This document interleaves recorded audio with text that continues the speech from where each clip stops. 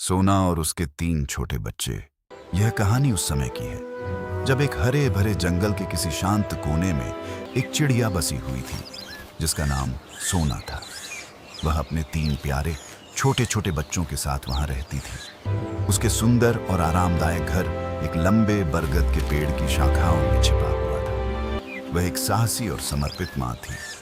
सोना रोज अपने बच्चों को जीवन जीने का पाठ पढ़ाती, उन्हें कैसे उड़ना है, खाने की तलाश कैसे करनी है, मुसीबत के समय अपनी रक्षा कैसे करनी है। इस तरह ये सब बातें रोज सोना अपने बच्चों को सिखाती। सोना रोज सोते समय उन्हें मीठा और सुरीला गीत गाकर सुनाती थी।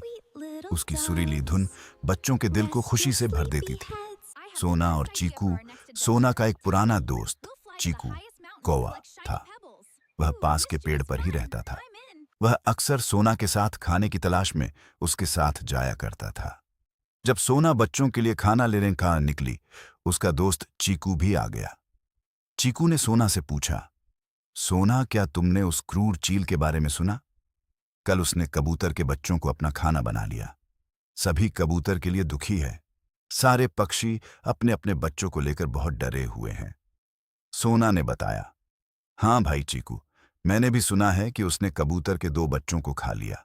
अगर वो समय से ना आती तो वो दुष्ट चील उसके तीसरे बच्चे को भी खा जाता।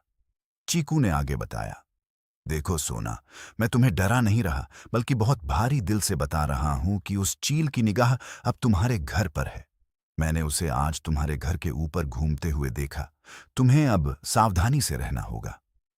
सोना चीकू की बात सुनकर डर गई। उसका दिल दहला गया। घर पहुंचने पर उसने अपने प्यारे बच्चों को गले से लगाया। वह जानती थी कि उसके बच्चे अब खतरे में हैं। सोना और चीकू की योजना बर्ड एंड क्राउ सुबह होते ही सोना ने अपने दोस्त चीकू से मदद मांगी। सोना ने चीकू से कहा, चीकू भाई, हमें उस अत्याचारी चील को यहां से भागना ही होगा, वरना वो हम सब के बच्चे बारी बारी से खा जाएगा। चीकू सोना की बात से सहमत था, लेकिन उसने सोना से पूछा, पर हम उस चील का सामना अकेले कैसे करेंगे? सोना ने अपना प्लान चीकू को विस्तार से समझाया। सोना ने अपने बच्चों को चीकू के घर छोड़ दिया।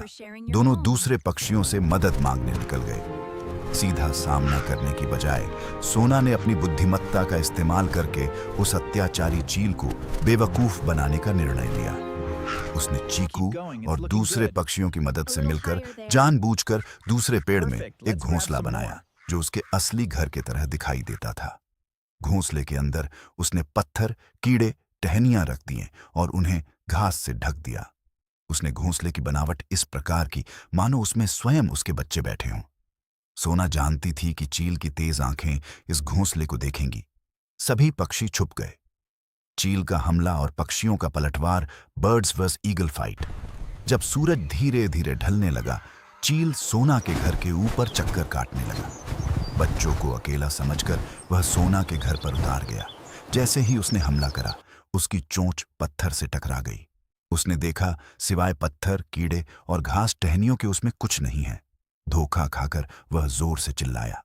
उधर सारे पक्षी तेजी से आए और चील पर हमला बोल दिया। सबने अपनी चोंच मार मारकर चील को घायल कर दिया और दूर भगा दिया। इस तरह सोना की चालाक योजना काम कर गई। सब खुशी से चहकने और गीत गाने लगे।